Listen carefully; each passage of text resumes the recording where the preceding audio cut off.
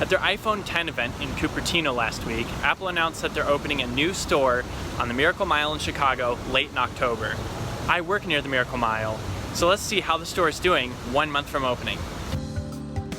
Located in River North, across from Trump Tower, and nestled at the foot of the Chicago Tribune building, is Apple's newest Chicago retail space.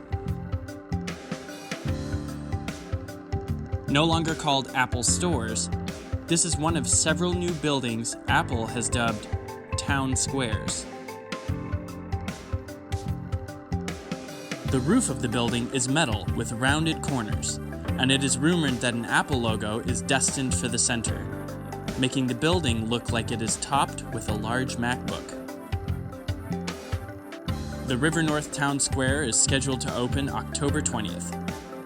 Be sure to subscribe for more updates and to see the completed space.